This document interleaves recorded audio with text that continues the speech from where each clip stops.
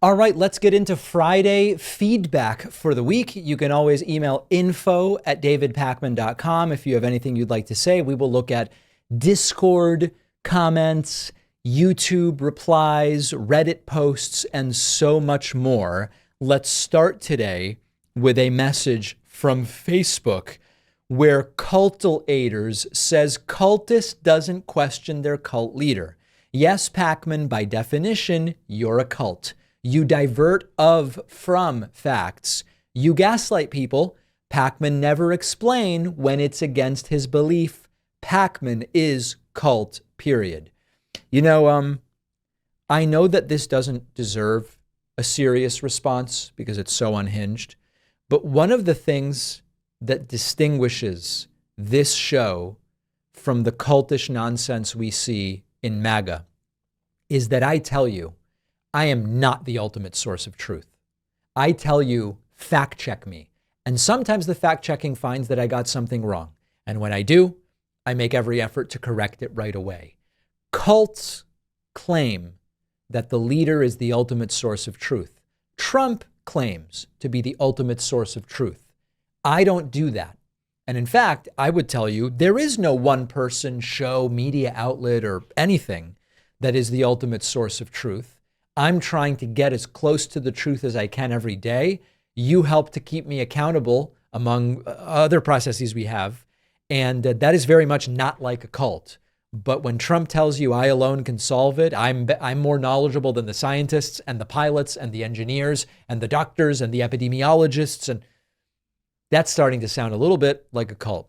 Big Chungus asked, does hiring an African like Elon Musk count as a DEI hire? I know it's a joke. I know it's a tongue-in-cheek thing.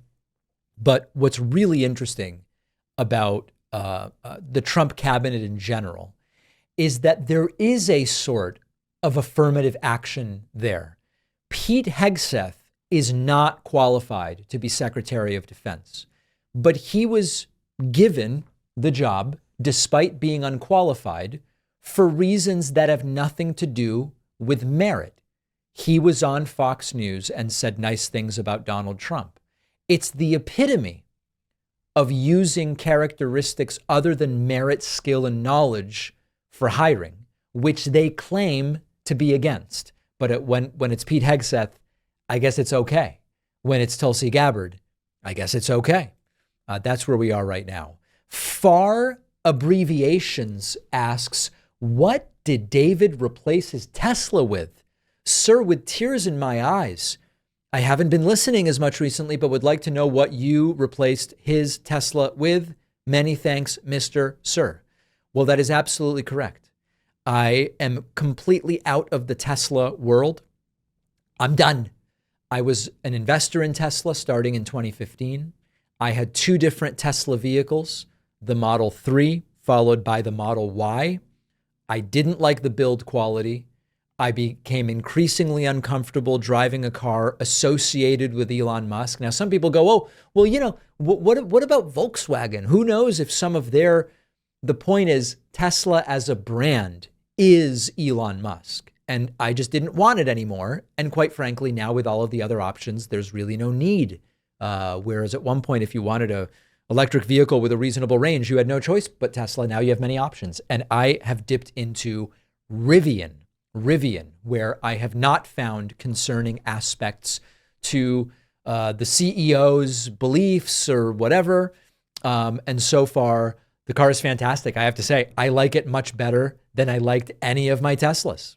A Space Penguin asks, David, do you check this subreddit? Because it has become overrun with trolls and bad faith actors, and it probably isn't good for your show either. Like, there's hardly any intelligent discussion happening here. The sheer ignorance about how government even works is stunning. The subreddit is practically dead about what is happening right now, and when news is posted, it's just mostly stupid comments and rage bait trolls. Yeah, I checked the subreddit. There's a mix of stuff on there. Any subreddit, when it grows to a certain size, is going to have a mix of different sorts of content. We source some of it for this segment.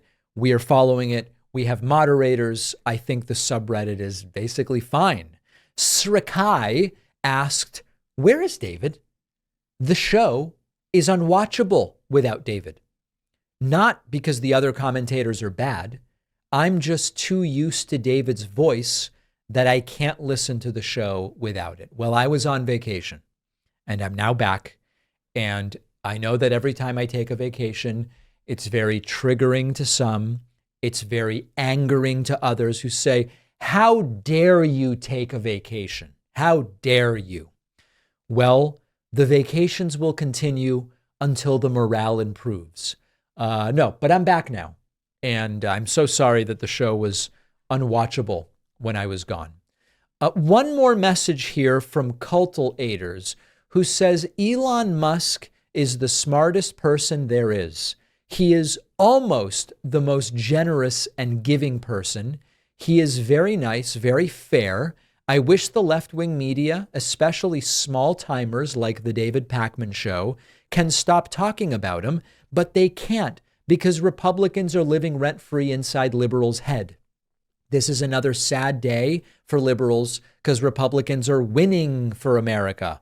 This is a great day for Republicans because our economy is on its way to victory. Co-parter liberals. You know, there's this thing that happens whenever someone is doing stuff and therefore in the news, we talk about them. And then we are told, oh, you're obsessed with that person. We never talked about Elon Musk until he became relevant to the global and national political sphere. Trump put him inside the Oval Office, so we're talking about it. And now he's living rent-free in our heads. Sometimes it's called following those who are having an influence. That's what we're doing. Jotham Hasty asks on the subreddit, is David an incrementalist on all political issues? David has said many times he believes in incrementalist approaches to policy changes. I'm curious if he favors that approach for every single issue, or if he has ever stated an accelerationist approach would work better for certain things. Normally, I would agree with him, but I'm worried incrementalism wouldn't be capable of salvaging whatever is left after this administration. I don't want to be doom and gloom, but the approach could be much more difficult depending on how broken the system in place is. So listen, I am not an accelerationist in any area. However, there are many areas in which I would accept incremental improvements, but would also accept bigger improvements. I'll give you an example. The tax code. The tax code is nuts. Would I accept incremental improvements if they are proposed? Of course. Every year that the tax code can be slightly better, as defined by my priorities and values, I would accept it. But if someone came and said, here's a broader reorg of the tax code, I would also go for that. I don't call that accelerationism. Here's the key distinction.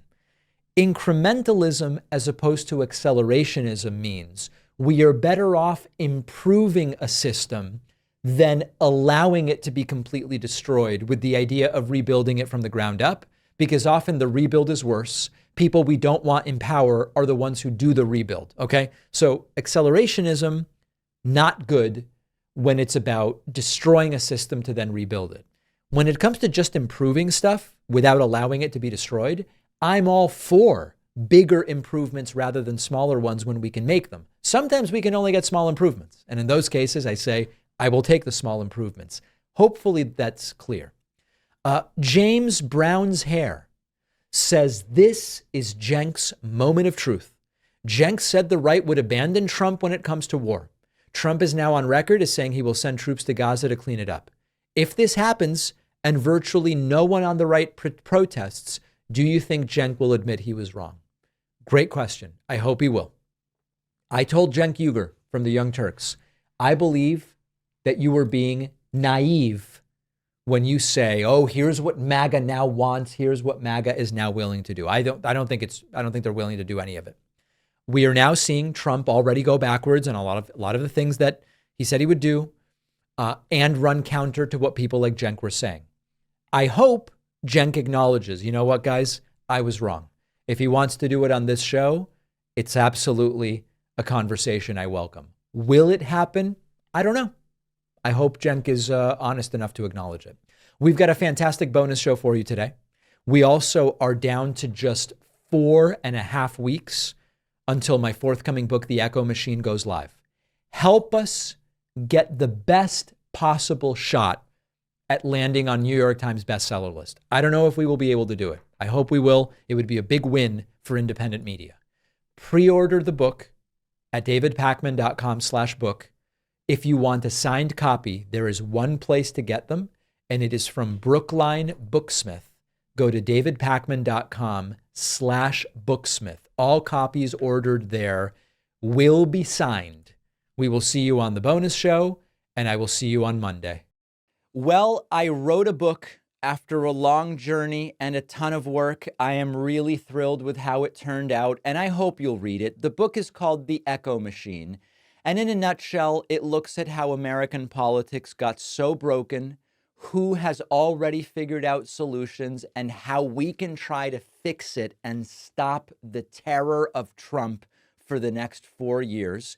With Trump winning this election, The Echo Machine couldn't be more relevant, not only a warning about how we got here, but also about what might be coming and how to prevent the worst outcomes. We've got to stay engaged. We need a plan, and that's what the book is about. There's a belief out there that unless you have corporate media behind you, you can't have a successful political book launch, that it's not possible.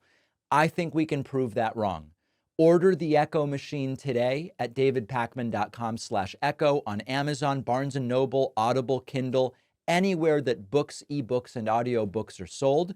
You can also call any local bookstore and say, please order me The Echo Machine by David Pakman. Wherever you get the book, you'll get the free pre-order perks, including the signed book plate. Head to davidpakman.com/free book stuff after ordering.